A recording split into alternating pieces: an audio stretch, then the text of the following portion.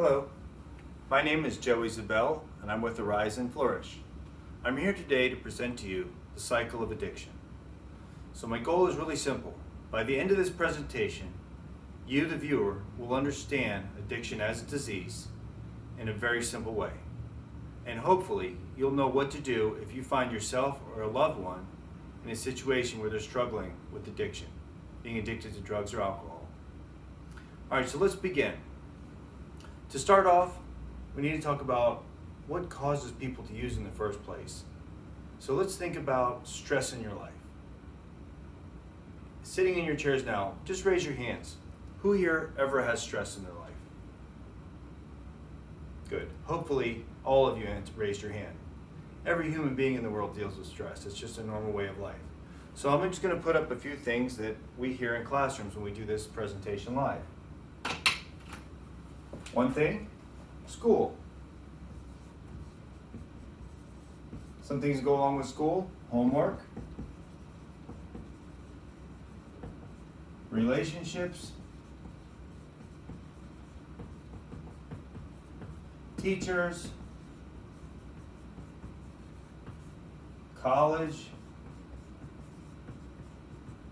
money, and then going beyond school, we have family, parents, siblings, health. Some of us struggle with physical ailments, different diseases, being sick, being injured. Some students we've heard, they talk about divorce. The parents are going through a divorce. You know, it's always tough. People recently moved. Okay? Then when we experience stress like these, things that cause stress, when we experience stress over a prolonged period of time, over a long period of time, we may have certain extreme feelings. So what are some of the feelings we experience after we've been under stress for a long period of time? So I'll just put them up here. These are things that I've heard from other students in classrooms when we do this presentation live. Anxiety, depression, frustration, anger, fear, hopelessness,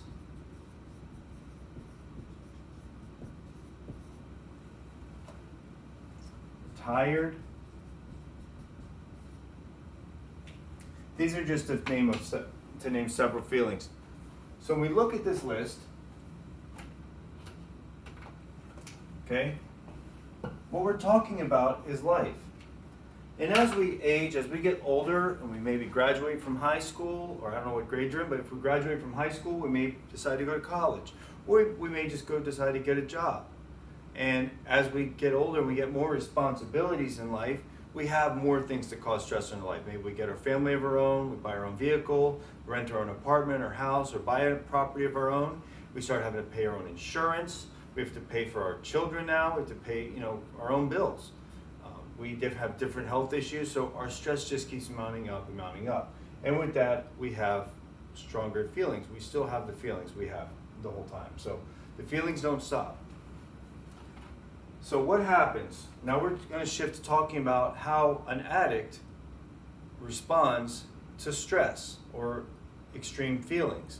So I myself am a person in recovery, in long-term recovery. That means I was addicted to drugs and alcohol for a very long time, and I dealt with life on life's terms very badly when I was using. So what happens? So when we're under stress for a long time, as an addict, what I did is I would use drugs. Now think about that for a second. Why use drugs to deal with stress and feelings? It's very simple. Drugs were my solution. So if I was angry or if I was anxious, I would take a certain type of drug to help me calm down. So some of you probably know, what's an anti-anxiety medication that you can be prescribed by a doctor? Xanax, exactly. Alcohol is another depressant that works very well for anxiety. In the beginning, it works very well. And I started drinking at a very young age. I was 8 years old when I had my first drink. So when I would drink, I would feel less anxious. If I was depressed later in life and I found cocaine was a great stimulant. It made me less depressed. Actually, it cured my depression instantly. So I wasn't depressed anymore when I would do cocaine, although those effects are short-lasting and have long-term damaging effects. So I'm not advocating to do illicit drugs in order to deal with my feelings. That's just what I did, and this is what addicts do. We find that drugs are our solution. We use drugs for the effect, which is why we use it, because it works. And the effect we're looking for is ease and comfort. Okay? When I do drugs or drink, it makes me feel good inside. It makes me feel comfortable in my own skin. Because growing up as an addict in an alcoholic home, people that were alcoholics around me, it was a very turbulent, emotionally damaging situation. I didn't have a lot of emotional support. So when I just didn't feel comfortable in my own skin. I didn't feel like comfortable with myself. I wasn't sure who I was. I didn't get a lot of good affirmations, or didn't have a lot of strong role models. But when I drank, or I smoked weed as a young boy, it made me feel better. It made me feel okay. I could laugh. I could have fun. So I grew to believe that was the only way I could have fun, was if I was using or drinking. And so it starts a vicious cycle. And I lived like that for a long time. I used until I was 42 years old. And that's when I found a new way to live. I found other ways to manage my feelings and my stress. Okay, so what happens after I put the drug in my body? And alcohol is a drug. So when I refer to drugs, I'm also referring to alcohol. So I put the drug in my body. So what happens? 1D, one drink or drug, equals 1C. And the C stands for a craving. So let's talk about cravings for a minute. Set aside the addiction part. When you think, just think to yourselves, when you think of something, some type of food that you crave, just picture that, okay? Picture type of food you crave. Okay, for me, it's Reese's Peanut Butter Cups. Okay, I love Reese's Peanut Butter Cups. And sometimes I crave them, they just come out of nowhere. And if I crave them, I'll go to whatever place I can. Usually 7-Eleven's close by. Now, you have a lot of options for Reese's Peanut Butter Cups, right? You can buy the 2-pack, or you can buy the king size with 4 in it, or you can buy the big cup, the king size, the big thick cups, I don't know what they're called, but they're big, like big cups.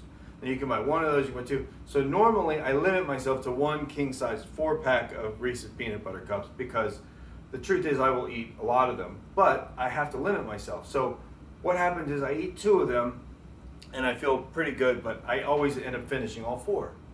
After I finish all 4, I'm satisfied.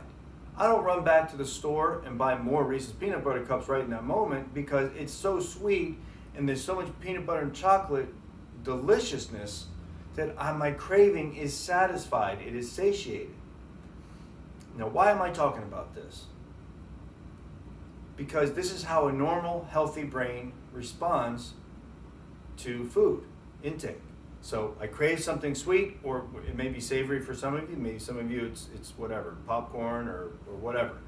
So I get the food that I crave, I eat it, my stomach starts to get full, it sends these signals to my brain saying, hey, we're full down here, stop eating. My brain processes that information and is able to make a decision to stop eating. So it goes through all these processes in my head and says, yes, it's a good idea to stop eating, so stop eating. So I stop eating the Reese's Peanut Butter Cups, and I don't get sick and vomit, right? So that's the idea. That's how normal brains work. Now let's talk about the addicted brain, which I have had. I'm not addicted now. I mean, I'm an addict, but I'm not currently addicted to any mood or mind-altering substance. I don't use anything. I've been clean for over 4 years. But when I was using, if I took one drink or one drug, or if I took a drink or a drug now, the way my brain is wired, addicts' brains are wired differently than normal people. And by the way, about 15% of the population is addicted, or has the tendency to be addicted and will become addicted to drugs or alcohol in their lifetime. So if I take one drink, one beer, one sip of alcohol, right? my cravings are activated. It activates the addiction and these cravings start. Now the difference between cravings for an addict for a drug or a drink than food is they're never able to be satiated. So this is the way the addict craving works. One drink, I get a craving. So instead of that craving being satiated, my cravings are exacerbated. They're amplified. So I take a drink, wow, that felt really good. I got some relief from this anxiety I had, or I did a line of cocaine and I'm not as depressed, but if one felt good, I'll bet two would be better. And this is just how addicts think. Now check this out. This is where it gets funny. When I do my second one, the craving gets stronger. It doesn't get satisfied. It doesn't get alleviated. It gets amplified. So I just want it more, so I'll do another one. So I take a third one, and now the cravings get even stronger. And every time I take another drink or drug, my cravings get worsened. They get more and more. And this goes on and on, okay? So you get the point. Once I take a drink, I get the cravings start, and as I take more, it's just like this momentum, and it's accelerated. So just to give you an example, the last time I was on 5 different drugs, including heroin, crack cocaine, oxycodone, methamphetamine, crystal meth, and marijuana. Okay, all at the same time, and I was using days and days in a row, like 2 weeks straight. I didn't stop. I was never clean for 2 weeks straight until finally I got arrested. That's how I stopped. So eventually, every addict or alcoholic reaches this point where they hit the wall. Sometimes we literally hit a wall with a car. We get in a car accident. We wake up in the hospital. We pass out. Okay, we pass out because we drank so much that we finally, our body shuts down. Or in terms of somebody doing a stimulant like crystal meth or cocaine, you're up for 3 to 7 days in a row. Eventually, the body shuts down and we crash. So we go to sleep or we die. And if we don't die, and we come to. So this is what happens, okay? We go and go until we hit a wall and we can't use anymore because our body shuts down. I get physically locked up, and this is unfortunately what happens to a lot of addicts, this is where we die. Because we're using out of control. We're not talking about milkshakes and Reese's peanut butter cups or chicken wings. We're talking about heroin. We're talking about cocaine. We're talking about crystal meth. We're talking about alcohol. Things that can kill us when taken in too large of a quantity. Sometimes one hit and you're done. One shot of fentanyl and you're dead. That happens to a lot of people. So a lot of addicts die here. If we don't die and we hit the wall of some sort, something makes us stop. For me, it was a jail cell that made me stop. Okay? So I come to, I wake up and I've got no drugs in my system. What does the addict experience when they wake up? When they come to with no drugs in their system? We're filled with this feeling, this intense feeling of remorse. And what I mean by remorse is it's an intense sensation of regret. Like, I just ruined my life. When I woke up in that jail cell, when the heroin had worn off, and the cocaine was gone, I'm in the jail cell, wearing a jumpsuit, I'm by myself in that cell, and all I could think about was my little daughter, who was 7 years old at the time, and had nobody to take her sledding that day, because it had just been a major snowstorm. Back in 2016 was a major snowstorm. Nobody was there to take her sledding. I couldn't be there for her. I couldn't even call her, because I was locked in the cell. And I felt terrible. I felt like I failed as a human being. I failed as a father. I failed as an employer, as an employee, as a son. I failed. That's how I felt. And I felt sick to my stomach. It wasn't just a thought, oh man, I messed it up. It was like, no, I ruined my life. How did I end up here? Remorse. Now, remember this life on life's terms? All this stuff is still here. I have the job that I lost, the money I don't have. I have the family I can't see. My daughter doesn't know her daddy. So I got this remorse, and I got all these intense feelings, and all this stress in my life, and everything is just so intensified. Now, I couldn't live life on life's terms before, okay? Before I came around this cycle and felt this intense feeling of remorse. How am I supposed to stay clean and sober when I couldn't do it before? Now I've just ruined, I made it worse by getting in some legal troubles. Now they let me out of jail. What's the first thing I'm going to do? I need some relief. I'm going to go back and use more drugs. And that's exactly what I did when I got released from jail. Within an hour, I was using again. And this is normal for addicts. We can't blame addicts for using. This is how we're built. This is how our brain works. When we come off the drugs, we're filled with anxiety. We're riddled with anxiety and depression. It's very hard not to going to back to get our self-prescribed illicit medicine. Okay, we use illegal drugs sometimes it's legal alcohol or Xanax, but we need it to survive. We're not using to have fun anymore. We're using to survive. This is the only way we know how to survive is by putting this drug in our system to manage these extreme feelings that I can't deal with. I don't know how to deal with them. I didn't. And I go back and I use for that effect, try to get that effective ease and comfort, and then I start this cycle all over again where I have these cravings that I can't manage, okay? And I go back around and it just keeps getting worse and worse every time. I go around this cycle, it gets worse and worse. That's why people say addiction is a progressive disease. It's progressive. It gets worse over time. The more we use, the more we build a tolerance for drugs and alcohol, the more we need to feel that same effect. And it looks like we're chasing something when we do this, right? All right, so let's break this down.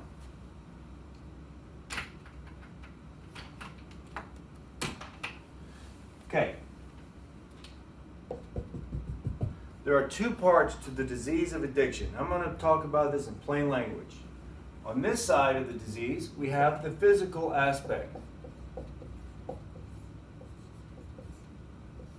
Physical, our bodies and brains, okay? Brains, physical matter, physical. Once I put the drug in my physical body and it affects my brain and my moods and all that, okay? Once I start, I can't stop. Once I start using, I can't stop. It's a very important point to remember, and if you remember this and this other side, you'll know more about the disease of addiction than 90% of the population of the world. Once I put a drug in me, I can't stop. I have something wrong with my brain, doesn't work right, doesn't respond to cravings like normal people's do. There is not enough heroin, alcohol, or cocaine in the world to satisfy the craving of an addict. Not enough. The cravings get worse as we use. That's why we can't stop. And you look at us when we're using like that, you think you're going to die, you're going to kill yourself, and we keep going anyway. So once I start, I can't stop. Now, look at this side, okay? There's a line here. This side, we've come out of the run. This is called a run, or spree. We come out of the run, we have no drugs or alcohol in our system, we're completely clean and sober. We're filled with this feeling of remorse, we're riddled with guilt, anxiety, depression, fear, anger, hopelessness, we're exhausted, right? We're filled with all these feelings, okay? This is the mental or emotional part of the disease. All right, we're talking about our thoughts and feelings, not physical, but this what we think about and how we feel, okay? Mental and emotional. And a really easy way to remember this. Once I stop using, I can't stay stopped. So once I come out of this run of using daily and all day till I pass out or get arrested or end up in the hospital, and I come out of that, in spite of all the consequences, I can't stay stopped because I'm a crazy person without the drugs in my system. My thoughts are rushing. I'm so riddled with anxiety, I can barely stand here and talk to people. I can barely sit in a chair. All I can think about is getting and using because I need relief. I need to survive. It's survival for an addict. It's not a matter of pleasure. It's not a matter of having fun. It's a matter of living or dying for us. That's how it feels to us. It feels so real. So when we talk about this, we're talking about obsession and compulsion. Compulsion is using, okay, when we talk about compulsively using drugs or alcohol, we're compulsively using without any ability to stop ourselves. We can't help it. And obsessing is thinking about it until I can't stop thinking about it. So I can't stop thinking about using until I use. And once I use, I can't stop using. So I keep going back and forth. And when I do run out, I start obsessing about it. I start obsessing about it until I use. I use until I run out. That's how it goes, obsession and compulsion. We go back and forth and around the cycle until we die or we get help. So this is the last part of this presentation is what to do if you find yourself trapped in this mess of the cycle of addiction. What do you do? It seems impossible. In fact, another way to describe this cycle is powerlessness, because we are powerless over the disease just the way we're powerless over any disease we get. If you have diabetes, can you think your way out of diabetes? Can you think your way out of cancer? We need help. There are millions of people in recovery, just like me, that were caught up in the cycle of addiction, waiting to die one day, that found a new way to live. And the way to do that is to ask for help. We are not alone, and you are not alone. There are as many people out there willing to help as there are people looking for help. More. Because people like me, once we find a new way to live in recovery, part of our mission in life is to help others. That's how this thing works.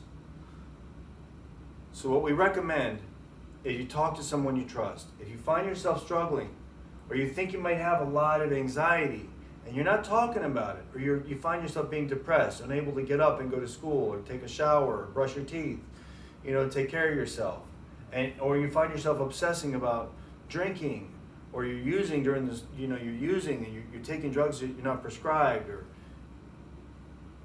find someone you can trust.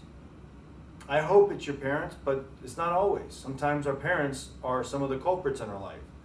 There are school teachers that you can trust, counselors, there's a friend, maybe another family member or adult friend that you can trust, somebody to talk to and say, hey, I need help. You can also call a bunch of different helplines. If you go to our website, it's ariseandflourish.org. We have resources on our website. You can contact them by email or by telephone. So if you have any questions, please talk to your teacher. She knows how to contact us, and we are here to help as a resource. Thank you all very much for paying attention. Hopefully I'll see you in person one of these days when I come back to your schools. Thank you.